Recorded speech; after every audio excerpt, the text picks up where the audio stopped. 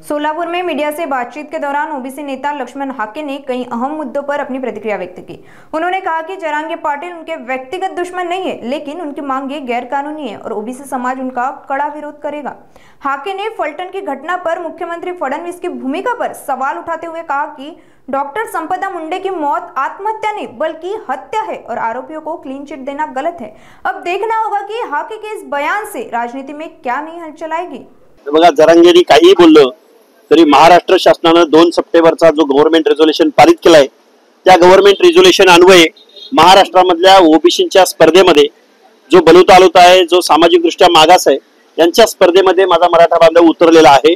त्यांनी सर्टिफिकेट काढून झालेली आहेत आणि आमचं ओबीसीचं आरक्षण हे आज रोजी संपलेलं आहे।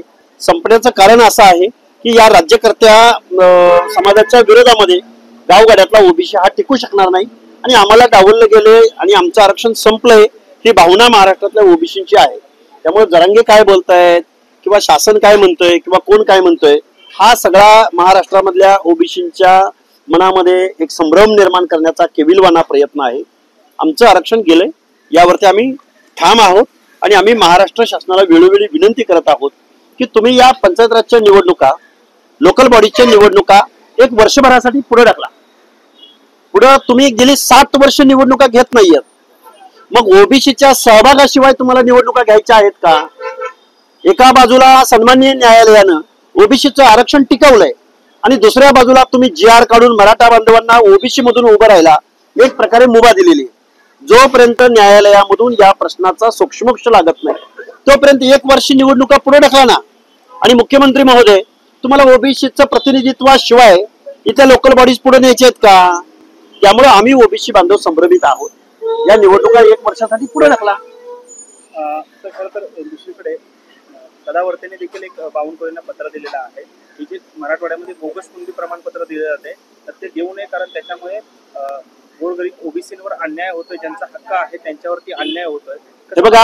हे बघा, सदावर्ते साहेबांच्या या मागणीला माझा पाठिंबा आहे आणि त्यांच्या मागणीशी मी सहमत आहे।